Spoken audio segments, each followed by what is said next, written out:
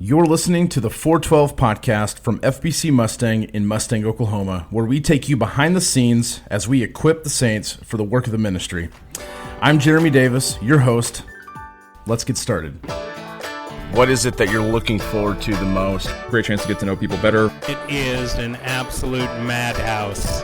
I try to find a place with good salads. So 3 sermons a day. I never did youth ministry, mainly because I'm scared.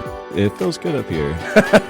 We run to the woods thinking, Lord, take my life. I'm done. Often how I prepare my own heart. I'm looking and reading and thinking. We had students in the room, 6th through 12th graders, singing at the top of their lungs the doxology. The engine that is pulling the train should be truth. I like it. I like it too. Okay. Welcome back to another episode of the 412 podcast. We are so glad that you have joined us and you're listening in. We have a great episode of the pod for you today, and we have a huge crowd with us. We've got 6 of us on the episode today, and that's the biggest episode we've had as far as guests go. But we've got J.R. Osmus, who is also our director of media here for the church. We have Brookelyn Mitchell. We have Olivia Flickner. We have Caitlin Wassil, and we have Jonathan McDonell. And this, all of the 6 of us made up our New York missions team for 2025. Welcome, everyone, to the show. Thank you for having us. Glad to be here, man. Awesome. So glad you're here. And this, I fully expect to be a great episode. And anytime you go on a mission trip, and many of you listening may know this well and have experienced this, you know, you're usually going to a whole new place and you're hanging out with people you don't normally get to hang out with, and there's lots of inside jokes that come about, and you build these relationships that you didn't previously have. So everyone is kind of giggly, and we're kind of laughing, reflecting back on this trip. But it really was a great mission trip to New York. We got the chance to work with multiple churches while we were up there. We landed in Albany, which is the capital of New York. We spent time in Guilderland with River of Life Church and Sean Pierce out there, which is actually where I was ordained and started in ministry, in local church ministry. We got to go work up in Boston Spa and Malta, which is north of Albany, about 30 minutes, and work with a pastor, Peter Johnson, at Mosaic Church. And then we went downstate a bit. Went to Socrates and Woodstock, and we're down there with Ty Williams and Radiant Church. It was a great time. We really enjoyed our work there. But I know that the church wants to hear from you guys. And so we're going to pass around a few questions, and we're just going to get your input on the church or on the trip, share with our church kind of what was going on, what happened, give us some insight, and then hopefully build up some suspense for next year's trip, because we are already actively talking about that and thinking about that, because this is one of our mission partners, and we love getting to go up there and support them. So first up, what is it that made you want to come and be a part of this trip? Jonathan, I'll throw this question your way. What is it that made you want to come be a part of this trip? Dude, yeah, for sure. So I believe it was CrossCon 25. Okay. Went with Lawson Kraut and a group of other college students. Yeah. And for those of you who don't know what CrossCon is, it's a missions conference up in Louisville, Kentucky. And went up there for the end of December into January. Right. And the Lord just put that on my heart, that was something I haven't done yet, and something I needed to do, something I needed to go experience what that was like. Mm-hmm. Never been against missions, just never been on one. And and so I remember sitting, and it was John Piper. He was talking, and I was sitting next to Lawson, and I said, "Hey, dude, I want to go on a mission trip." But I have no clue what that looks like. And I have no clue where that is or what the best way to jump in is. Yeah. And so he said, well, what are you looking for? And I was like, well, maybe something that's not like Nepal. Yeah. Something closer to home. Yeah. And he was like, well, you need to go to New York. And having Chelsea was sitting next to us. Yeah. And she was like, oh, dude, you got to go to New York. It's awesome. And I was like, what's in New York? And she was like, oh, you got to go. And so I got back, and life got kind of crazy, and I was pretty sure I was not going to be able to go to New York. And I remember I walked up to you, and I was like, hey, Jeremy, I'd love to go to New York, but I don't think I can make that happen financially. And you looked me in the eye, and you said, Jonathan, we're going to make it happen. And you gave me a call a week later, and you're like, we're going to get you to New York. And just the church jumping in to help me get there was so cool. And I was jumping up and down. I was so excited. And I told my parents, I was like, this is crazy. I think the Lord's just working. Yeah. So from the beginning, I felt like God wanted me to be there. And just a word to, people out there who maybe are listening to this and they want to go on a mission trip and not sure if, how it's going to happen. I mean, the Lord will make a way. Yeah. And, there's people that maybe physically can't go, but they would love to send somebody. And Yeah. so I got to be blessed in that way. And, one day I want to be able to give back and do the same for others. But anyway, so I hopped on that plane and did not know what I was getting into. And, that was so cool. Just having no idea what was going on and then getting there. And it was just this incredible experience and just seeing God move amongst his church. And just worshiping the Lord with other brothers and sisters in Christ, just a taste of heaven and what that one day was going to be like. So and you've not been there. JR's not been there. Caitlin, you've not been there. So Caitlin, what were you expecting when you got there? I went on a trip to New York just for vacation. But New York City. I was kind of thinking it would be kind of stereotypical New York. Right. But I was very, very surprised at how friendly the people were. Yeah. At how green it was. Yes. It's crazy. Yeah. It's beautiful. Yeah, you're landing a plane in the mountains. I mean, you got these mountain ranges around you, and upstate New York is completely different than downstate.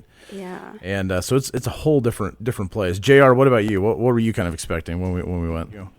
Yeah, so going into this trip, I really hadn't gotten out of the sound booth much on Sundays or Wednesdays. So I really didn't know many people that my age, which is weird because I've been here for 8 months now.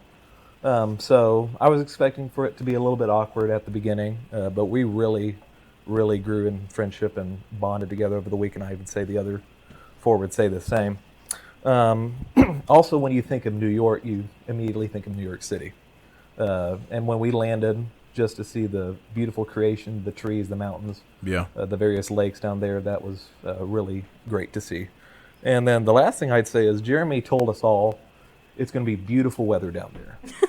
For the majority of the week, though, it felt like it does here in Oklahoma every day. Correction, I never said it would be beautiful down there. Okay. Up there, because that is up. So normally it's pretty mild summers, and the last 2 years that we've gone, we've ended up being there is pretty warm. Okay, so Olivia, you came with us last year. You and Brooklyn both did.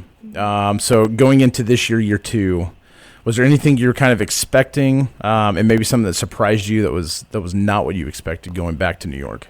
Yeah, for sure. So last year when we went, I feel like we did, we talked to some different people. We had some different outreach projects. We went to Washington Park and we kind of did some, a little bit of evangelism there, and we, canvassed a neighborhood and we passed around things for them, but we really didn't talk to people when we canvassed. But the people that we did kind of meet last year, I feel like it was a bit more intimidating. People were just, not as nice. And so I felt like it just kind of built onto that stereotype that I had about New York City, everybody being not really having the time of day for you and not wanting to talk. But this trip, it really, really surprised me that every time we went to canvass a neighborhood and we talked to a lot of people in that neighborhood, and even when we were just kind of hanging around and going through shops, the conversations that we would have with the kind of locals there were so positive, so encouraging. We would bring up that we were here on a mission trip and they were just excited about the service that we were doing. So that was just so shocking to me and just really encouraging that it was so different. Yeah. So Brooklyn, this is your second year as well. This year, was there anything specific that was kind of a favorite thing that we did this year? And it can contrast last year's, but specifically for this year, any special project or event that we were part of? I would have to say one of my favorites, I think, was going around the neighborhoods and being able to connect with the communities that way. I just remember walking into it being so nervous because of last year's Me and Liv. Our first few interactions weren't really encouraging, in a sense, just kind of oh wow, that was not how I was expecting that to go. But you had split us up, and Jonathan and I were taking our streets, and he was very good about just taking the lead in that situation, and was just like, here, I got this first one, and I really was expecting us just to hang up the door hangers and maybe go to the next one.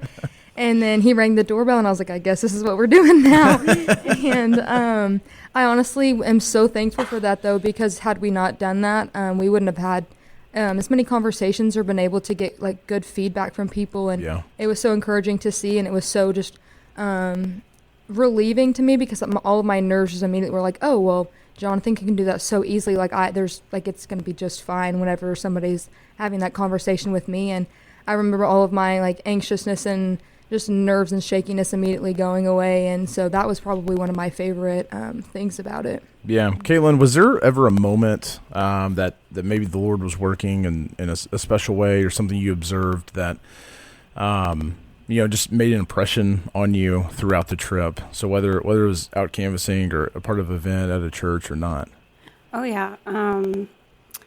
Canvassing, I remember rolling down the window and talking to you. And you're like, man, I just went into this man's house. And he locked the door behind me, and I thought I was going to get murdered. But later on, you did come back out of that house. Yeah, but, that was good. Yeah. I got to talk with that man at the block party that we had, and it was a really, really great conversation. And just all of the conversations that we had with people at block parties. I mean, even some of the people who went to a different church or were just a friend of a friend, or just a lot of the conversations that we had with those people, just building relationships with those people within that community, and then just the conversations that we would have late at night too, just building our relationships within our group. Yeah. It was just so much fun. Yeah, it was a lot of fun. Yeah. So Jonathan, I saw you having a lot of conversations, and Caitlin mentioned just being out in the community. Were there any just connections in the community or with people that stood out to you specifically? Yeah, so specifically in Woodstock, I thought it was interesting because me and John, we kind of separated off to go get some ice cream. It was a hot day. Yeah. And we walk into this little cute ice cream shop, and I was like, oh, this is weird. And there's pride flags everywhere. And I was like, oh, boy, here we go. And we walk in, and it was a guy and a girl, probably a little younger than us. And we order, and they're like, where are y'all from? And they said, you all. And I responded with, y'all. That's the correct pronunciation.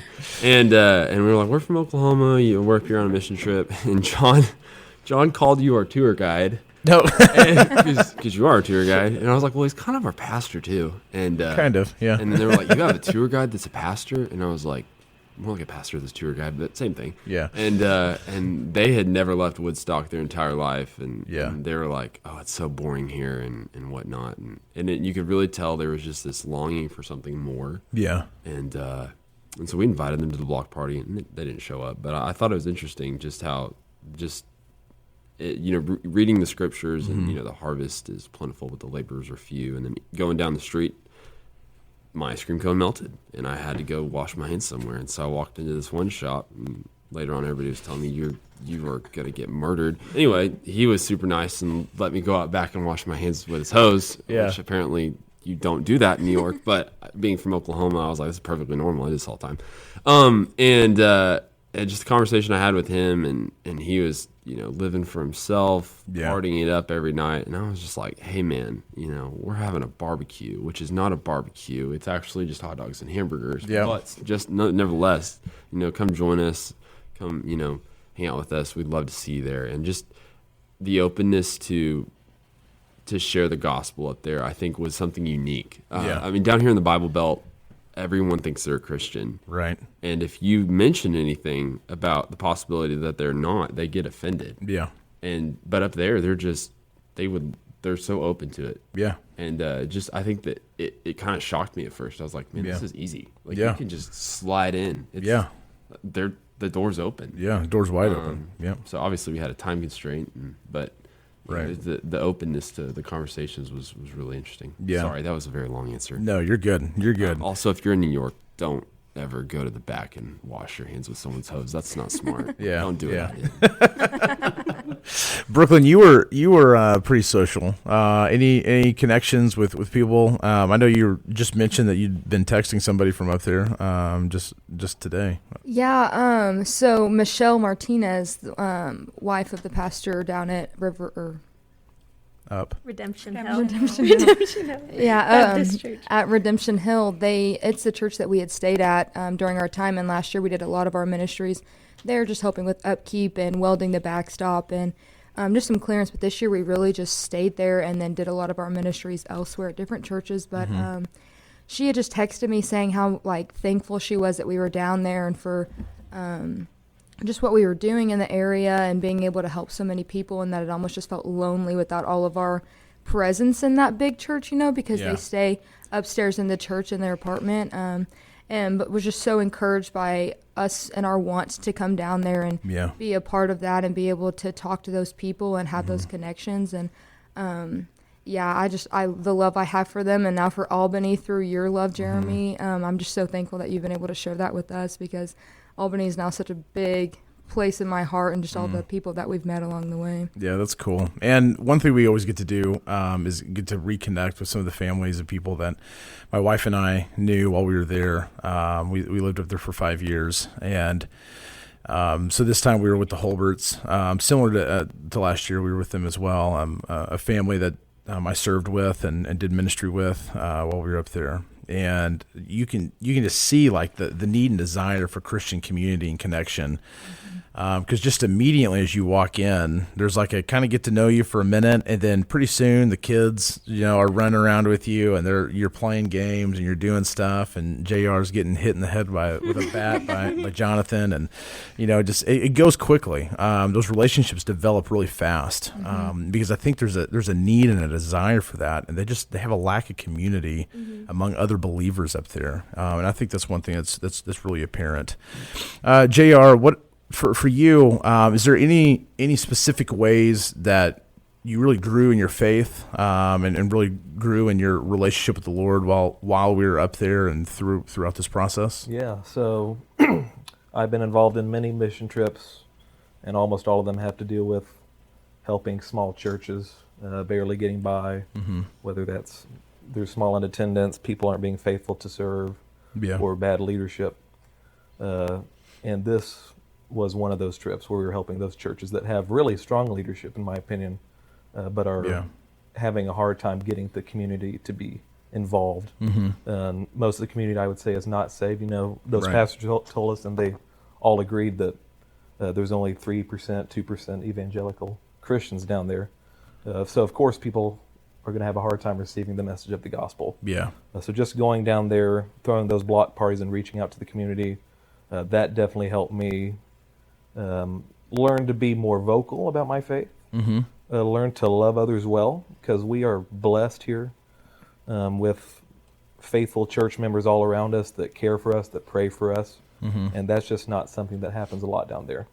So just remembering how good we have it, how God has blessed us, and praying for churches in New York and also around the world that they have just as much of a love for God as we do.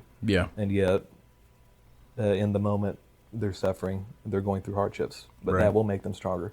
So just learning to pray for them, seeing others' hardships, and that's really helped me this week. Well, while we're on the trip, we have a daily quiet time that we're all reading through together as a team, and then I've coordinated with different pastors of churches up there to just have devotions with our team while we're up there. We got to be there on a Sunday morning. We got to be a part of a worship service then and hear Sean Pierce preach. So there's a lot of opening the Word and getting into our Bibles and spending time reading and learning together. Olivia, for you, was there ever a specific devotion or quiet time, prayer time, conversation that really stood out to you? Yeah, that's a great question. I would say the first devotion that we did, it wasn't, so that first day was a whole travel day, and then the next morning we woke up and we had our quiet time, and I spent a lot of that time in prayer, because that previous day, it was hard. We woke up at like, I woke up at like 2:30 in the morning to get ready to go, and I was stressed, and we were on the plane and we were trying to sleep, and that's always uncomfortable. And then Jeremy didn't even feed us. And so we were so hungry. I was a bit hangry, I would say. I will say, I was in charge of food, and I did remind you. I do not blame Caitlin for this. Yeah, Jeremy has it's to my have fault. 3 meals a day, and he had those. So, 2 by 10 a.m.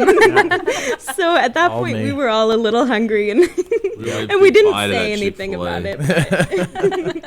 But yeah, so that first day was like, okay, how is this going to go? Like, is this going to be fruitful? Am I going to just kind of like have this like kind of frustration? But really it was just because of like the lack of sleep, I think. And so getting that sleep and then waking up and praying with the intention of like, I am here and I am going to serve you, Lord, and I'm going to do the best that I can to, just not think so selfishly about it, because I was focused on all the little external things that were, affecting me, but like just that I'm here and I'm going to devote this time to God. So I really prayed that God would work in my heart and change my attitude, and it absolutely changed my attitude. And I, just throughout the rest of the trip, I felt like we all had really great servant hearts and were working for him. Yeah, that's good. I take full responsibility for the lack of food on the first day. We forgive you. Yeah, thank you. And making us shop hungry. Yeah, I know. I was telling Chelsea about it, and she's like, "I can't believe you did that." We had so much food after that. The rest of the days, we had so many meals. We made up for it. It was okay. We transitioned you out of your 3 meals a day. Yeah, that's right. That's right.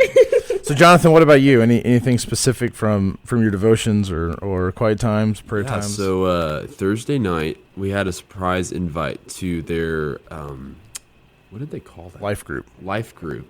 Which is sort of like a discipleship group, but it was in their home, and it was very unique how they did it. I believe it started around 7, and so we got home and we showered up, tried to make ourselves look presentable.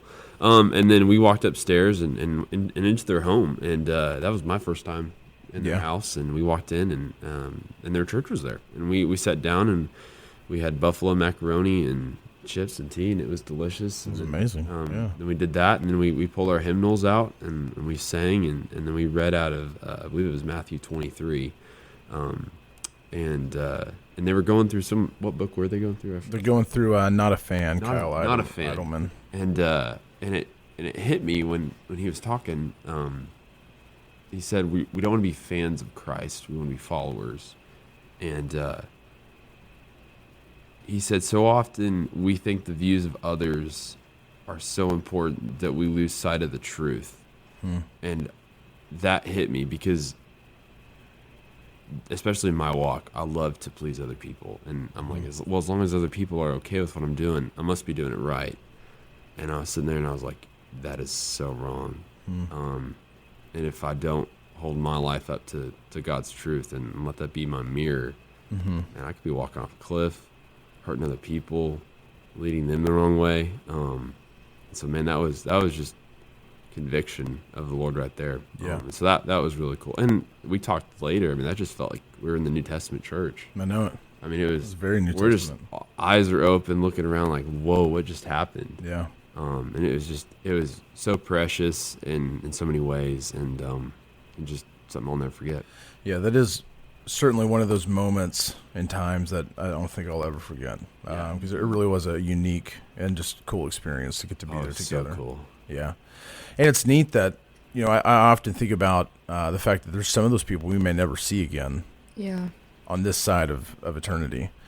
And it's neat to know that like we had a chance to gather with them and sing, and the next time we sing with those people, it may be standing before our God. How cool is that? Amazing. To get to heaven, and one of the guys I met, his name's Atul. He's from India. He's been in America for a year now. I mean, how cool would that be to walk into heaven and be worshiping the Lord and look over and be like, I know that guy. Yeah. I know that guy. That's right. Very cool. Okay, anyone else, something that stood out to them? I remember just so vividly during our worship on Sunday morning, when Jeremy was leading us, we had started just worshiping the Lord and just feeling like this overwhelming sense of joy and just sadness, just looking around, being able to hear everybody's voices. You know, it's not like normally at our church when there's like the instruments are kind of loud and we also have a praise team, which those things are so great and beautiful that our church spends so much time doing those things, but being able to hear just the voices of the congregation, but knowing that just up there it's not as culturally normal, I guess, to be like so upfront about your beliefs in the Lord and saying that you're a Christian. So just knowing that all of these people are they're just taking such a stand in their faith. And I mean, we're all broken, and just their raw faith through singing and worship was just something that was so evident to me. And I've thought on that so much the last few days, and just even listened to some of the videos that we had taken of that time with each other. And I loved that part of it. It was one of my favorite parts. Yeah. So I had the distinct privilege to get to go lead music while we were there. And it was a joy. And Jonathan, you played bass with me, and as we started that first song, I was struck by how loud the congregation was and how loud they were singing. Just immediately jumped in. Oh, they meant every word. It was so cool. Yeah, it was really cool. It was a great experience. Okay, Caitlin, what is something from this experience that you will bring back to Oklahoma? So one of the things, or two of the things that we did, we helped two pastors and their wives move into their new house. It was something, I wouldn't say relatively small. Right. It was a big job, but we went and did that job for them so that they could go and focus on other things that were more important. Yeah. And I think just that small act of being there for them and just helping them was a big thing. Yeah. And so, I mean, just looking for opportunities to serve just those around us in those small ways can make a big difference. Yeah. So I think that's something that I'll definitely be looking more for. Yeah, absolutely. JR, what about you? Yeah, for sure. Yeah, so something that was really cool that I got to do down there was be involved in the media side of things at River of Life Church, where Jeremy and Jonathan led. Yeah. And I actually called their guy down there, his name's Daniel, 2 weeks ago, and we talked about their needs. So I recommended him some stuff to buy, and he ended up doing that. He got it installed right before we got there, and I was able to help him set that up and run it with him on Sunday. And I talked to other churches down there, and both of them had specific needs too with media. And again, it's just a reminder to me that I'm super blessed here with, number one, a big budget to pull from. We have faithful givers here. But just using the resources that we have here as a church to serve others, whether that's far away in New York or there's other churches here in Oklahoma that struggle too. But just sharing, giving faithfully, and above all praying for others as well. I think that's something that I can do here in my capacity here at the church and in my daily life. Yeah, absolutely. Okay, so what about this trip makes you want to go back? Do you want to go back again? Is this something you want to continue to be a part of? I'd love to hear your thoughts. Brookelyn, you're already cheesing it up down there, so tell us. Man, before we even left the block party on Saturday or Sunday night, me and Olivia were already making plans with Mary Lou to get coffee next year. Awesome. And she was one of the church members that had also helped us move, and really was encouraging, kind of like Caitlin said, that that was such a backdoor ministry in a way that, like, it may seem so small for us, but we were able to get something done that could have taken them, days to get them moved, and we finished in maybe 2 hours, So I'm so excited to get to go back next year, and I hope that that's in the Lord's plans for me, and that I'm just able to do that and be able to connect with those people and they're members of the church, and just to get to see them all again. Yeah, very good. Olivia, what about you? Yeah, I would also agree. Just the community that we've built there is just really, it's so exciting to see them again and to see how much their churches have grown and just be able to serve with them. I would also say, like, personally, I feel like each time I go, I grow a lot in confidence in, sharing with other people, sharing the gospel and sharing about our faith. And so I feel like it is a big confidence booster to, like, go there and be pushed out of my comfort zone. Yeah. It's something that, like, of course you can, like, we should be doing that in the community around us here in Oklahoma, but it's kind of like such a hard thing for me. I don't know. I'm just pretty introverted, and so that's always been hard. But to do something where, like, I'm intentionally pushing myself out of my comfort zone and, getting to share, it helps me come back here and do that with the people around me. So Yeah. Jonathan, the other perspective, you had not been on a mission trip before. So are you anxious to go back again? What is it that you're excited and looking forward to? Dude, I'm excited to go back and to, go out of the country and just try it all. Yeah. I think something that was huge for me was going and then coming back and just how it kind of reset what was important in my life. Yeah. And looking at it like, yes, New York is at that like 3% of evangelical Christians, but Oklahoma may be hiding in that 3%. I mean, it may look like we have a lot. Yeah. But the more I've thought about it, I'm going, I don't think so. Yeah. And so I think that's kind of fueled the fire to just, to quit messing around and just to have those honest conversations with people. Yeah. And just to be like, the Bible tells us to check ourselves. Yeah. Make sure we're in the faith. Yeah. And if you are in the faith, praise God. Yeah. And if you aren't, praise God, because Jesus can save you. Yeah. And that's right. and I think that's the good news of the gospel is Jesus can save you now, and even when you are saved, He's still saving you, and He's going to save you till glory and bring you home. Yeah. And so I think that's something that New York did for me was just it reminded me of what's true, and it reminded me of just the urgency. The time is short, and that we have a mission to share the good news of Jesus, whether that's in Brazil or New York, Utah, and Oklahoma is no different. And, so that's exactly right. Caitlin, for you, if you're sharing with somebody who's thinking about going on a mission trip, what's your encouragement to them? What are you telling somebody who's kind of thinking maybe I should go on a mission trip, maybe I won't? What are you going to tell them? I would say to say yes. Yeah. To do what you can, talk to people, try to make it happen, because I've never been disappointed in saying yes. Yeah. I mean, I've been on quite a few now, and I've served a lot with this church, and I mean, looking out at the congregation, I mean, I had this conversation with the girls, but I feel like I've served with the majority of them, and I know a lot of them, and that's through service. Yeah. And so always try to make it happen. Yeah. It's always so encouraging, and I always grow so much just from being around other believers for an entire week, staying up till 3 a.m. Yeah.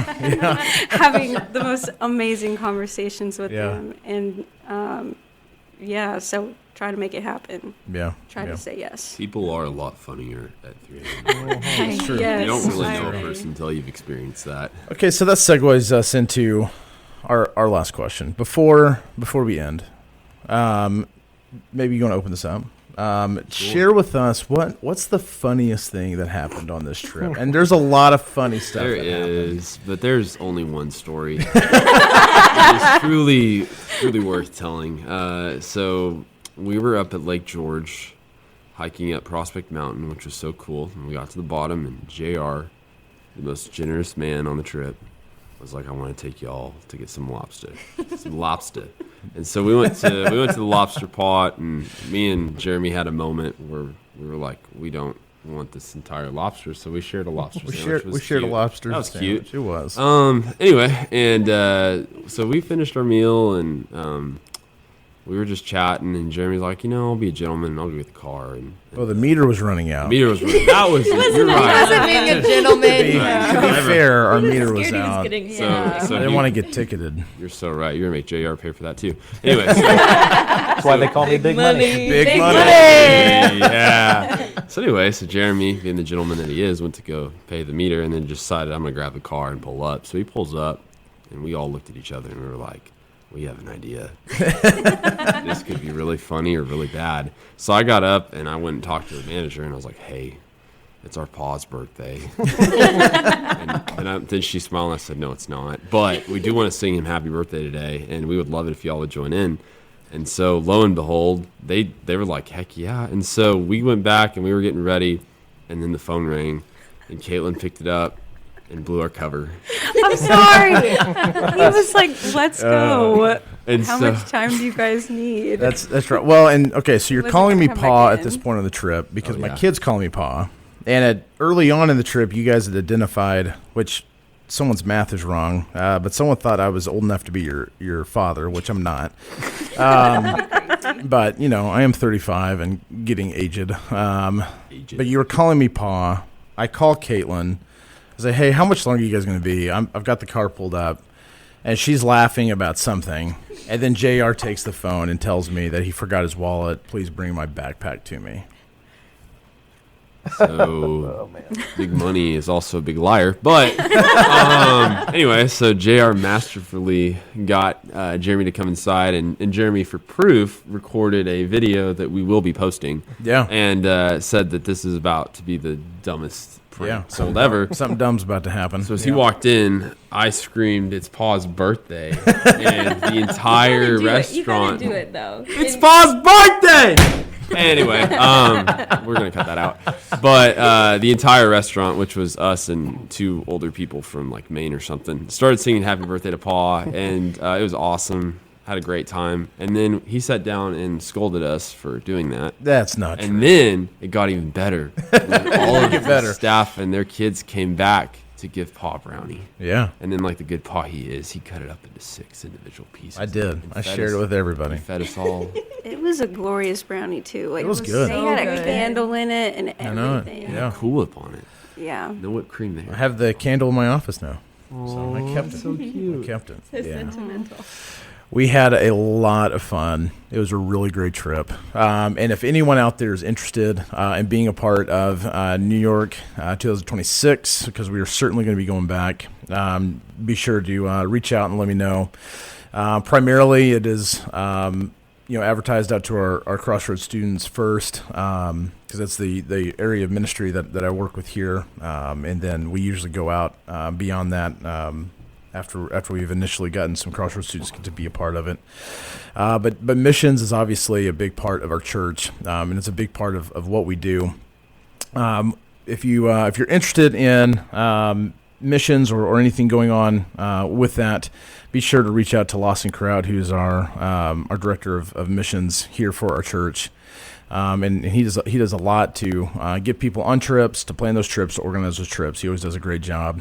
New York specifically is obviously my favorite, and one that's near and dear to my heart. But it's a great trip and a great opportunity to serve and to be a part of what's going on up there.